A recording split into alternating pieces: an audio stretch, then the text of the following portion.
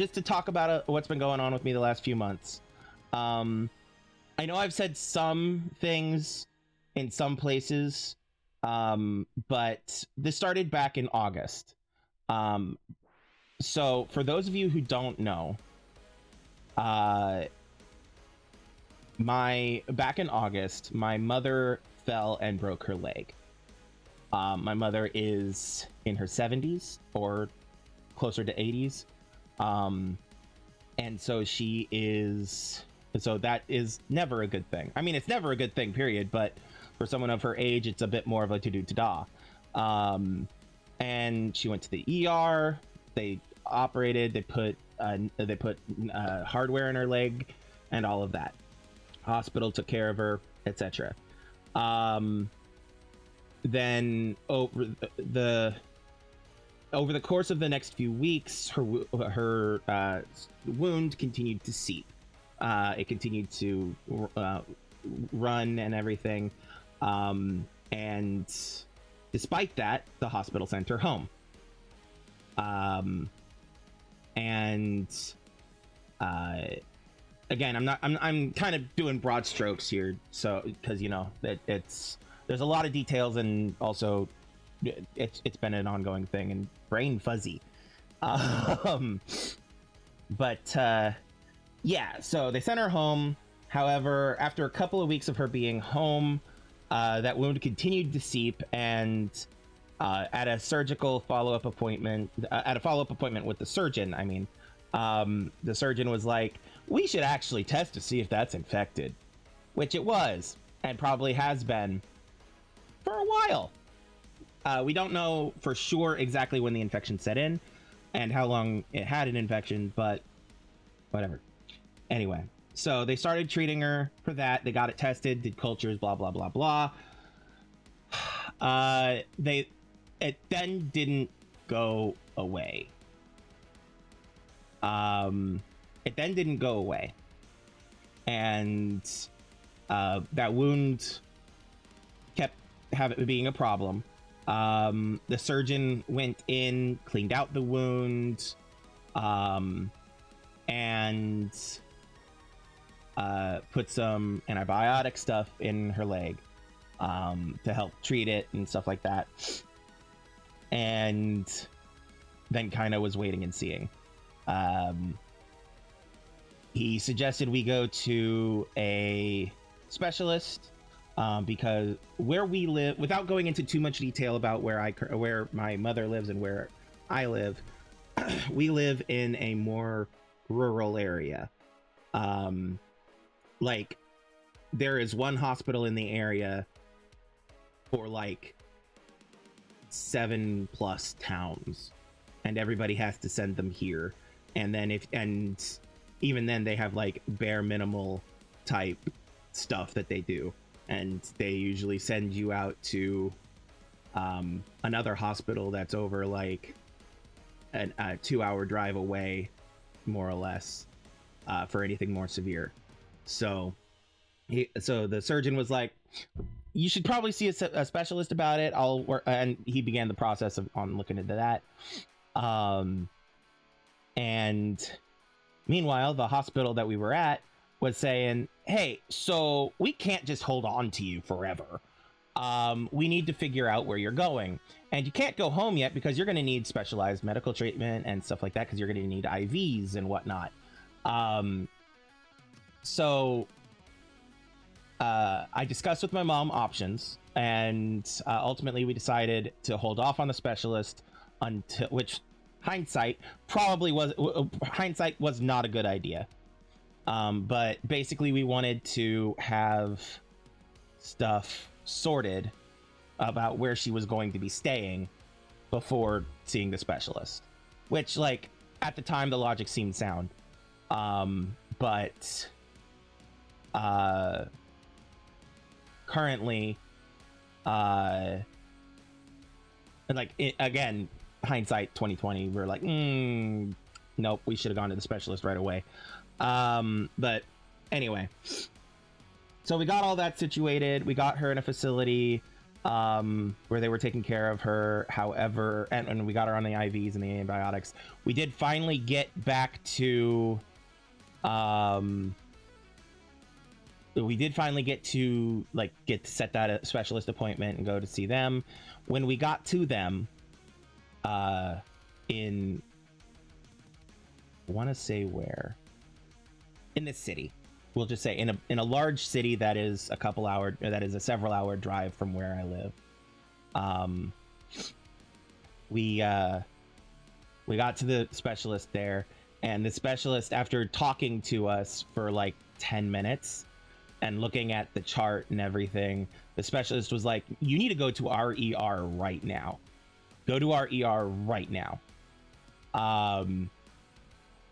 You need to go to our ER right now, and they need to and tell them that I sent you and that this is what they're going to need to do." And I will put things into the system on my side of things so that they can check and look and everything, but you need to go to the ER right now. And this was, actually, I can check my calendar, hold on. November something, mid-November.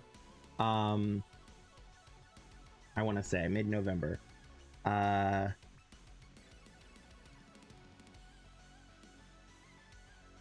Yeah, mid-November. Mid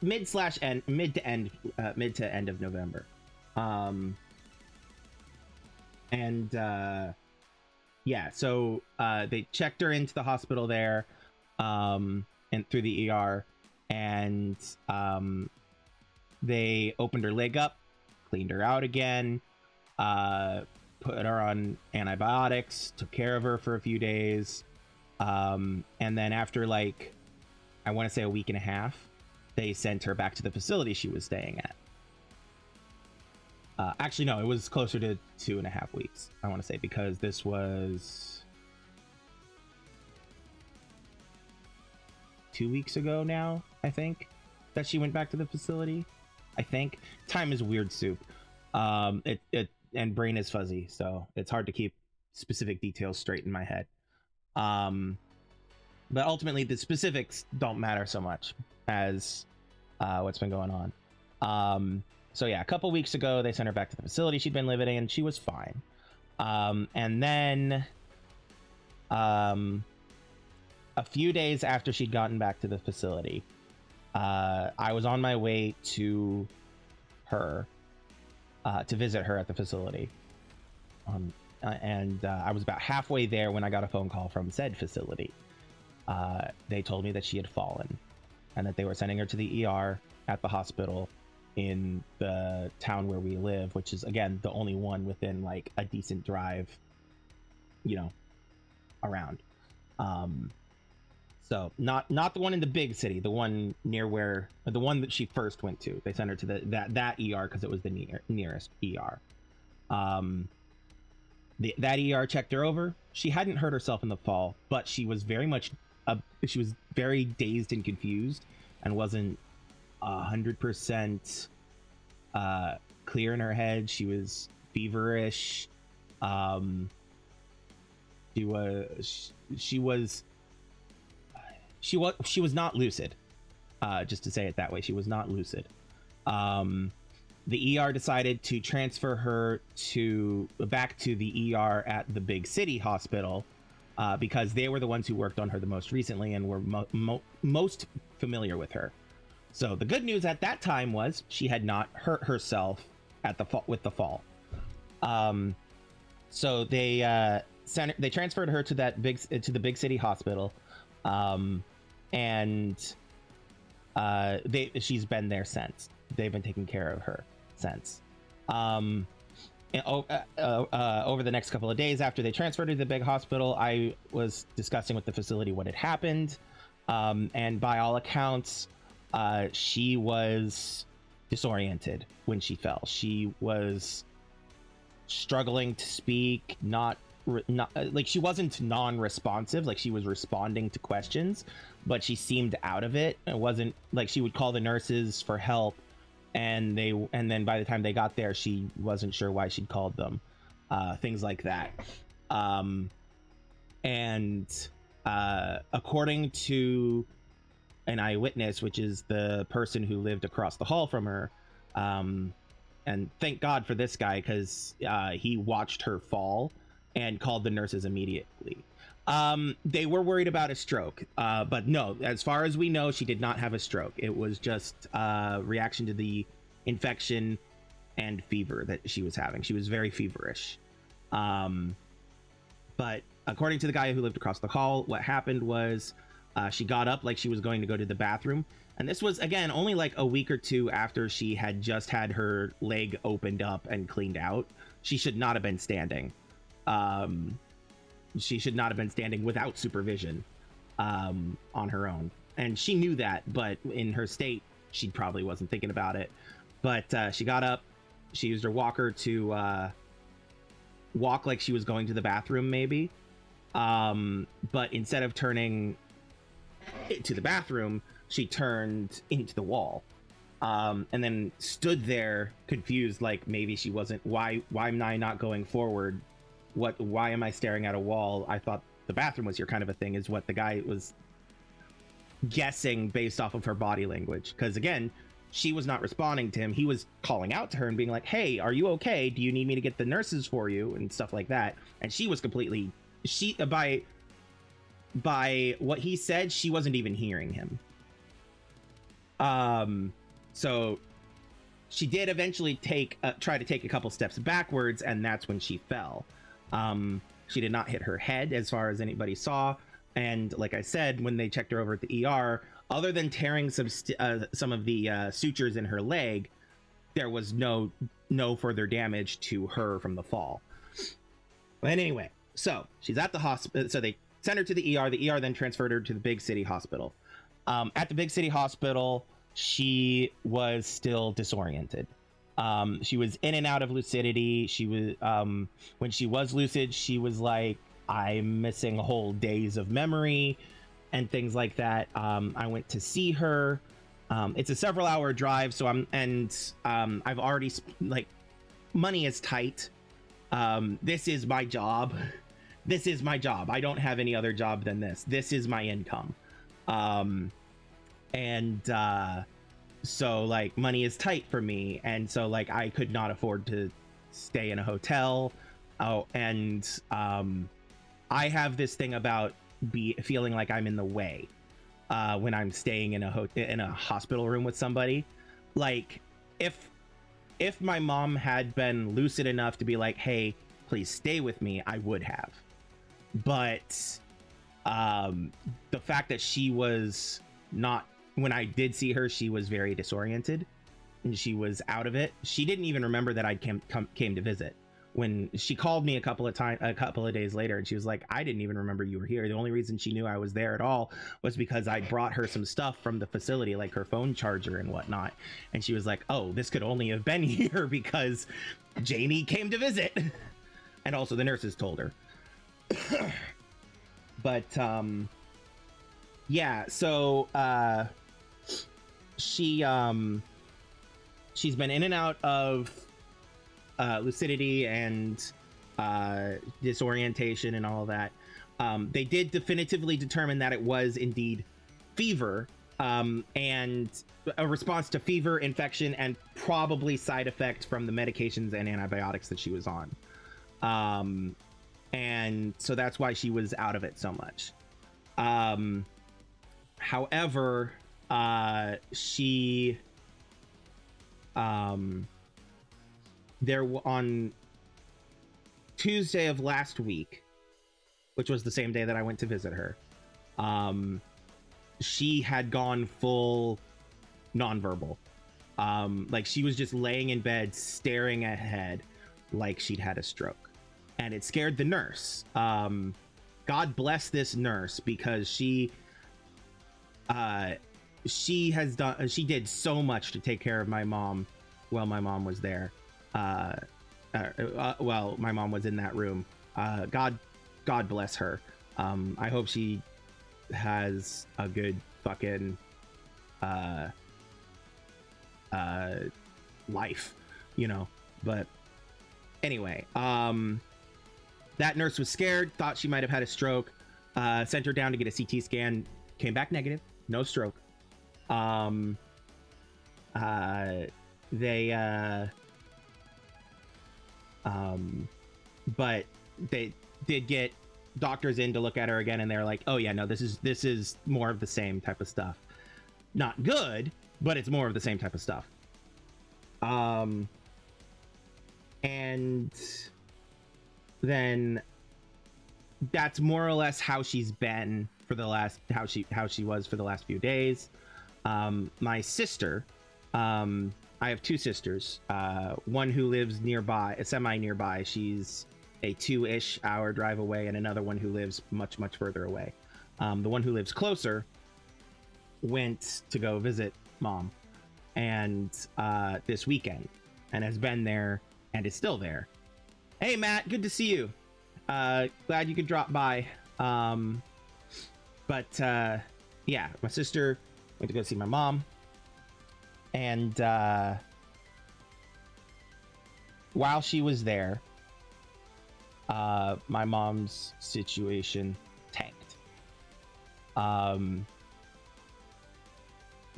She was having trouble breathing.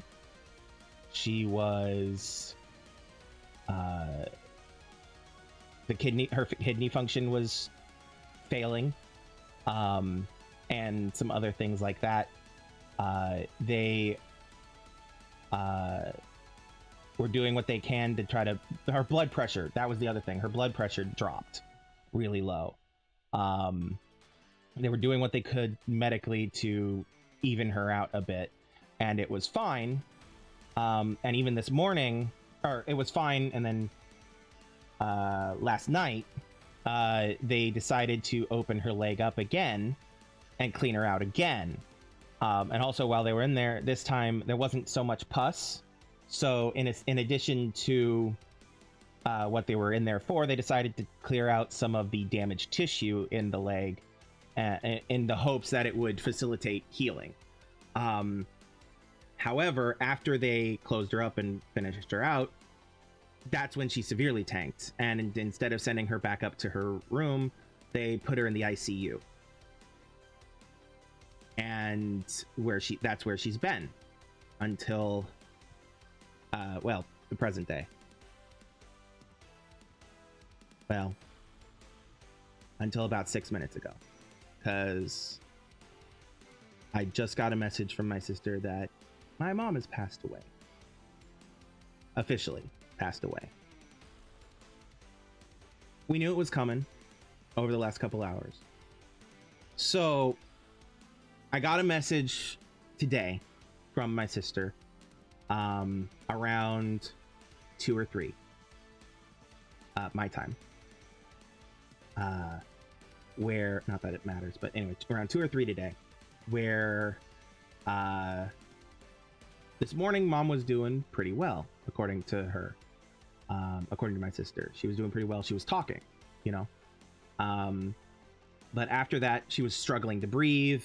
They intubated her, things like that. They had her on a dialysis machine from last night when they put her in the ICU because of the kidney function.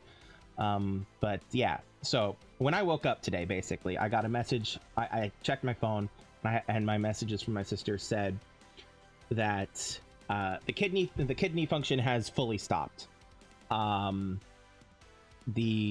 dialysis machine was the only thing doing the kidney's job, basically. She was struggling to breathe, and so they did a chest x-ray, and they found, and while I was on the phone with my sister, they found a air bubble outside of mom's lung, and so they went in, they relieved that, hoping that would help her breathe. However, within an hour of me getting off the phone, actually not even an hour, within half an hour of me getting off the phone with my sister, at around 4:30, I want to say. Uh, she was. I got another message from her where the doctors were saying that she was going into multiple organ failure, and the doctors were saying there was nothing more they could do except for just make her comfortable and let her go. So I had a couple of very hard conversations with my sister, and then made some calls to let friends and family know. I decided I didn't feel the need to be there, because I've already said my goodbyes to my mom.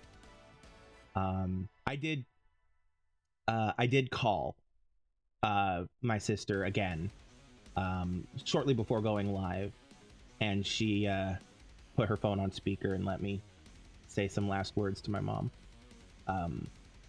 at the time. But yeah. And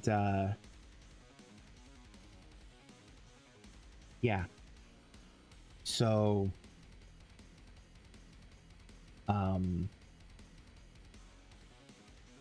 yeah. My mom has died today. As of like 10 minutes ago. Because I just got the message from my sister about that they turned off the ventilator.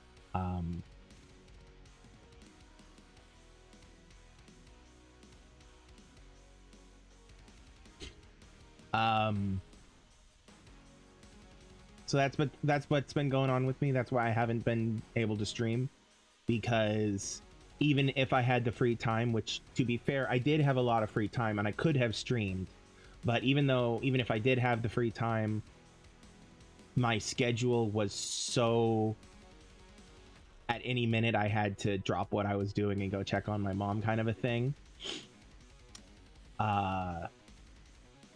That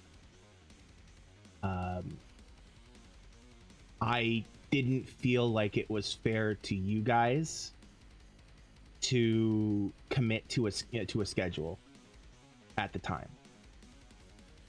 And because when I commit to something, I will follow through on it unless something like physically stops me. And I hate going back on my word on things.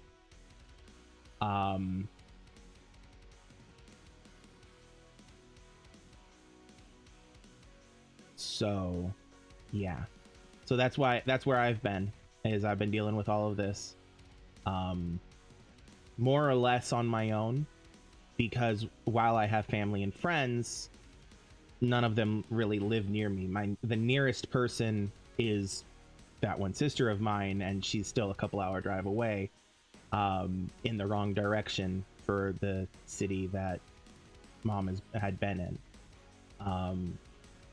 And also that sister has her own family, a husband, kids, and everything.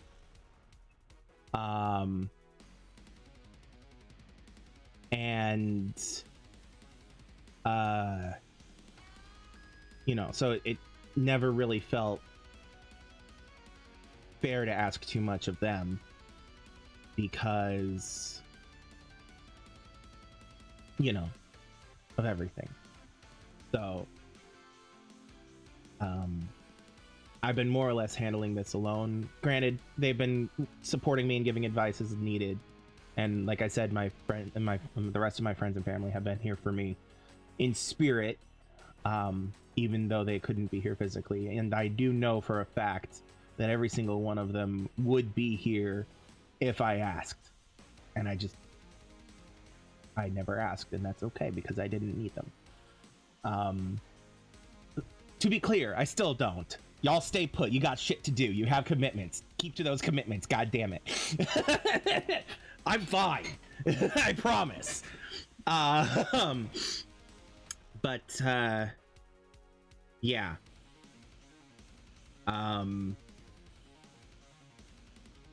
So that's been what's been going on with me. Going forward, I don't really know what's going on.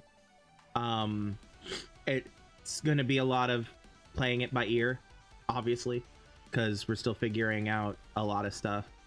I will probably be having to move, just because of reasons.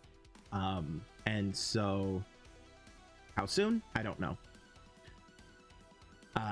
But there's a lot of things that will need to be decided and thought about and conversed about and everything, over not just the next few days but the next few weeks. But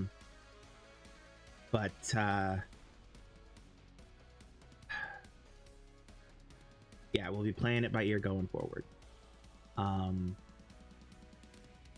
But yeah, that's been what's going on with me.